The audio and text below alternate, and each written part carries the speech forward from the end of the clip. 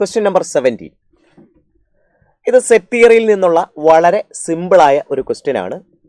ക്വസ്റ്റ്യനിൽ എ എന്ന് പറയുന്ന ഒരു സെറ്റ് തന്നിരിക്കുന്നു. എയിൽ 1 മുതൽ 10 വരെയുള്ള നമ്പേഴ്സാണ് ഉള്ളത്. ബി എന്ന് പറയുന്ന മറ്റൊരു സെറ്റും അവിടെ കാണാം. ബിയിലെ എലമെന്റ്സ് ഒക്കെ m/n ഫോമിലുള്ള ഫ്രാക്ഷൻസ് ആണ്. പക്ഷേ ഒരു കണ്ടീഷൻ ഉണ്ട്. എം എന്ന് പറയുന്നത് എല്ലായ്പ്പോഴും എന്നിനേക്കാൾ ചെറുതായിരിക്കണം. അതായത് ന്യൂമറേറ്ററിനേക്കാൾ സ്ട്രിക്റ്റ് ആയിട്ട് വലുതായിരിക്കണം ഡിനോമിനേറ്റർ. മാത്രമല്ല എമ്മിൻ്റെയും എന്നിൻ്റെയും GCD 1 ആകണം. അതായത് എമ്മിനും എന്നിനും 1 അല്ലാതെ മറ്റ് കോമൺ ഫാക്ടേഴ്സ് ഉണ്ടാകാൻ പാടില്ല. എമ്മും എന്നും റിലേറ്റീവ്ലി പ്രൈം ആയിരിക്കണം. അങ്ങനെയാണെങ്കിൽ നമുക്കറിയേണ്ടത് ബി എന്ന് പറയുന്ന സെറ്റിൽ ടോട്ടൽ എത്ര എലിമെന്റ്സ് ഉണ്ടായിരിക്കും എന്നുള്ളതാണ്. അപ്പം മാനുവലി ബിക്കകത്ത് എത്ര എലിമെന്റ്സ് ഉണ്ട് എന്ന് നമുക്ക് കൗണ്ട് ചെയ്ത് നോക്കിയാൽ മതിയാകും അല്ലേ? ബിയിലെ എലമെന്റ്സ് എങ്ങനെയാണ് വന്നിരിക്കുന്നത്? m/n ഫോമിലുള്ള ഫ്രാക്ഷൻസ് ആണ്. ആ എമ്മും എന്നും ഒക്കെ എ എന്ന സെറ്റിലെ നമ്പറുകൾ തന്നെ ആയിരിക്കണം. അതായത് 1 മുതൽ 10 വരെയുള്ള ഇൻഡിജേഴ്സ് മാത്രമേ പറ്റുള്ളൂ. നമുക്കൊരു കാര്യം ചെയ്താലോ? എം ഞാൻ ആദ്യം 1 ആയിട്ട് എടുക്കുന്നു. ഓക്കെ, അപ്പോൾ എം നമുക്ക് 1 ആയിട്ട് എടുക്കാം. എം 1 ആയിട്ട് എടുത്താൽ എന്നിനുള്ള പോസിബിൾ വാല്യൂസ്, എം എന്ന് പറയുന്നത് ന്യൂമറേറ്ററാണ്.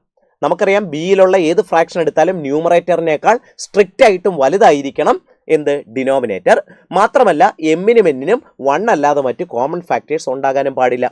അപ്പോൾ എന്നിൻ്റെ വാല്യൂസ് എന്ന് പറയുന്നത് 1നേക്കാൾ വലുതുമായിരിക്കണം, എന്നാൽ 1നോട് റിലേറ്റീവ്ലി പ്രൈമുമായിരിക്കണം. ശരിയല്ലേ? ഓക്കെ, അപ്പോൾ എന്നിൻ്റെ വാല്യൂ എന്തായാലും 1 എടുക്കാൻ പറ്റില്ലല്ലോ, കാരണം എമ്മിനേക്കാൾ വലുതായിരിക്കണം എന്ന്. അപ്പോൾ 2 മുതലുള്ള ഏത് നമ്പറും ആകാം.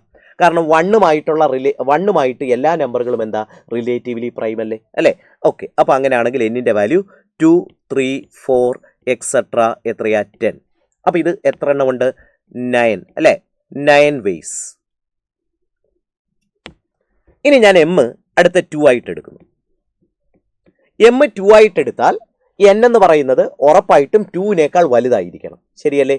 അപ്പോൾ അങ്ങനെയാണെങ്കിൽ എന്നിൻ്റെ വാല്യൂസ് എന്ന് പറയുന്നത് 3 തൊട്ട് മുകളിലേക്കുള്ള ഏതുമാകാം. പക്ഷെ ഒരു കാര്യം കൂടെ ഉണ്ട്, 2മായിട്ട് മറ്റ് 1 അല്ലാതെ മറ്റ് കോമൺ ഫാക്ടർ ഉണ്ടാകാൻ പാടില്ല. അപ്പം അങ്ങനെയാണെങ്കിൽ എന്നെ 3 എടുക്കാം. 4 പറ്റില്ല, കാരണം എന്താ? 2നും 4നും 1 അല്ലാതുള്ള കോമൺ ഫാക്ടർ ഉണ്ട് അല്ലേ?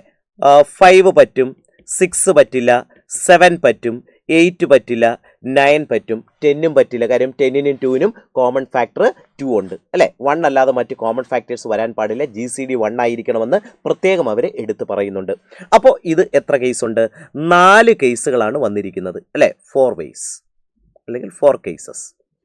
ഇനി അടുത്ത നമുക്ക് എമ്മിന് 3 കൊടുക്കാം. എമ്മിന് 3 കൊടുത്താൽ ഡിനോമിനേറ്റർ ആയിട്ടുള്ള n 3യേക്കാൾ വലുതായിരിക്കണം. അതായത് 4 മുതലുള്ള നമ്പറാണ് എടുക്കാൻ പറ്റുക. പക്ഷേ 3യുമായിട്ട് റിലേറ്റീവ്ലി പ്രൈം ആയിരിക്കുകയും വേണം. അതായത് കോമൺ ഫാക്ടർ 1 അല്ലാതെ മറ്റൊന്നും കാണാൻ പാടില്ല. അപ്പോൾ അങ്ങനെയാണെങ്കിൽ എനിക്ക് n 4 എടുക്കാം അല്ലേ? 5 എടുക്കാം. പിന്നെ 6 പറ്റില്ല, കോമൺ ഫാക്ടർ 3 ആകും. 7 പറ്റും, 8 പറ്റും, 9 പറ്റില്ല, കോമൺ ഫാക്ടർ 3 ഉണ്ട്. പിന്നെ 10 പറ്റും. അപ്പോൾ ഇത് എത്ര കേസ് വന്നു? ഇത് 5 വേസ് അല്ലേ? 5 കേസസ് ആണ്, 5 വേസ്. ഇനി അടുത്ത നമുക്ക് m = 4. എമ്മിന് 4 എടുത്താൽ n എന്ന് പറയുന്നത് 4നേക്കാൾ വലിയ നമ്പർ ആയിരിക്കണം. 5 തൊട്ടുള്ള നമ്പറുകളാകാം, പക്ഷെ റിലേറ്റീവ്ലി പ്രൈം ടു 4 ആകണം. അപ്പോൾ n 5 ആകാം അല്ലേ? 6 പറ്റില്ല, 7 ആകാം, 8 പറ്റില്ല. അതെന്താ 8 പറ്റില്ല എന്ന് പറയുന്നത്? കാരണം 4നും 8നും കോമൺ ഫാക്ടർ 4 ഉണ്ട്, 2 ഉണ്ട് അല്ലേ? അപ്പോൾ അത് പറ്റില്ല, 1 ആയിരിക്കണം ഒരേ ഒരു കോമൺ ഫാക്ടർ. അപ്പോൾ 8 പറ്റില്ല, 9 പറ്റും, 10 പറ്റില്ല. അപ്പോൾ ഇത് എത്ര പോസിബിൾ കേസസ്? 3 കേസസ് അല്ലേ? 3 വേസ്. അടുത്തത് എമ്മിന് 5 എടുക്കാം. എം 5 എടുത്തു കഴിഞ്ഞാൽ n എന്ന് പറയുന്നത് 5നേക്കാൾ വലിയ നമ്പർ ആകണം. 6 തൊട്ട് ഏതുമാകാം? റിലേറ്റീവ്ലി പ്രൈം ടു 5ഉം ആകണം. അപ്പോൾ n 6 വരാം, 7 വരാം, 8 വരാം, 9 വരാം. 10 വരാൻ പറ്റില്ല, കാരണം 5ൻ്റെയും 10ൻ്റെയും GCD എന്ന് പറയുന്നത് എത്രയാ? അത് 5 ആണ്, 1 അല്ല അല്ലേ? അപ്പോൾ ഇത് എത്ര കേസുകൾ വന്നു? 4 കേസുകൾ വന്നു. ശരിയല്ലേ? 4 വേസ്.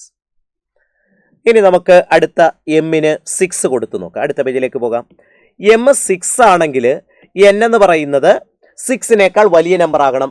7 തൊട്ടുള്ള നമ്പറുകൾ വരാം, പക്ഷെ 6ഉമായിട്ട് റിലേറ്റീവ്ലി പ്രൈം ആകണം അല്ലേ? 7 ആകാം. 8 വരാൻ പറ്റില്ല, കാരണം 6ൻ്റെയും 8ൻ്റെയും GCD 1 അല്ല. 9 വരാൻ പറ്റില്ല, 6ൻ്റെയും 9ൻ്റെയും GCD എന്ന് പറയുന്നത് 1 അല്ല. 10 വരാനും പറ്റില്ല, 6ൻ്റെയും 10ൻ്റെയും GCD എന്ന് പറയുന്നത് 1 അല്ല, 2 ആണ് അല്ലേ? അപ്പോൾ അങ്ങനെയാണെങ്കിൽ 7 മാത്രമേ ഉള്ളൂ. ഒരൊറ്റ കേസ് മാത്രമേ ഇവിടെയുള്ളൂ, 1 വേ. അടുത്തത് എമ്മിന് 7 കൊടുക്കാം. എമ്മിന് 7 കൊടുത്താൽ എൻ എന്ന് പറയുന്നത് 7-നേക്കാൾ വലുതായിരിക്കണം. 8 തൊട്ട് തുടങ്ങാം, പക്ഷേ 7-നോട് റിലേറ്റീവ്ലി പ്രൈം ആകണം. അപ്പോൾ എന്ന് 8 ആകാം, 9 ആകാം, 10 ആകാം അല്ലേ. ഇതെല്ലാം 7-നോട് റിലേറ്റീവ്ലി പ്രൈം ആണ്. ഇവിടെ നമുക്ക് 3 വേസ് ഉണ്ട്. അടുത്തത് എം 8 ആയിട്ട് എടുത്താലോ? എം 8 ആണെങ്കിൽ എന്നിൻ്റെ വാല്യൂ 8-നേക്കാൾ വലുതാകണം, ബട്ട് റിലേറ്റീവ്ലി പ്രൈം ടു 8 ആകണം. 8-നേക്കാൾ വലുതാകുമ്പോൾ എന്നിനെ എനിക്ക് 9 എടുക്കാം അല്ലേ.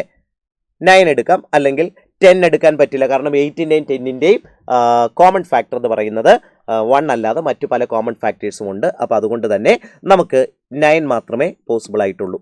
അപ്പോൾ ഇത് ഒരു വേ അല്ലേ, 1 വേ. ഇനി അടുത്തത് എമ്മിന് 9 കൊടുക്കാം. എം 9 ആണെങ്കിൽ എന്നിൻ്റെ വാല്യൂ 9-നേക്കാൾ വലുത്. അത് 10 മാത്രമല്ലാതെ മറ്റ് പോസിബിലിറ്റി ഇല്ലല്ലോ അല്ലേ. ഒരൊറ്റ കേസ് മാത്രമേ ഉള്ളൂ. അപ്പോൾ അവിടെയും 1 വേ കഴിഞ്ഞല്ലോ അല്ലേ. എം 10 ആക്കാൻ പറ്റില്ല, കാര്യം എം 10 ആയിട്ട് എടുത്താൽ എൻ 10-നേക്കാൾ വലുതാകണം. എ എന്ന് പറയുന്ന സെറ്റിലെ എലമെൻറ്റ്സ് മാത്രമേ എം ആയിട്ടും എൻ ആയിട്ടും നമുക്ക് എടുക്കാൻ പറ്റുള്ളൂ. അപ്പോൾ 10-നേക്കാൾ വലിയ നമ്പറുകൾ അവിടെ അവൈലബിൾ അല്ല. അപ്പോൾ കഴിഞ്ഞു. അപ്പോൾ അങ്ങനെയാണെങ്കിൽ ടോട്ടൽ എത്രയായി? ഇതെല്ലാം കൂടെ ആഡ് ചെയ്താൽ therefore total is equal to, നോക്കാം, 9 + 4 + 5, പിന്നെ 3 + 4 + 1 + 3 + 1 + 1. ഇതെല്ലാം കൂടെ ആഡ് ചെയ്താൽ നിങ്ങൾക്ക് 31 എന്നല്ലേ കിട്ടുക. അപ്പോൾ 31 ആണ് നമുക്ക് ആൻസർ ആയിട്ട് അവിടെ വരുന്നത്. ഓപ്ഷൻ 1 ആണ് 31 ആയിട്ട് കൊടുത്തിരിക്കുന്നത്.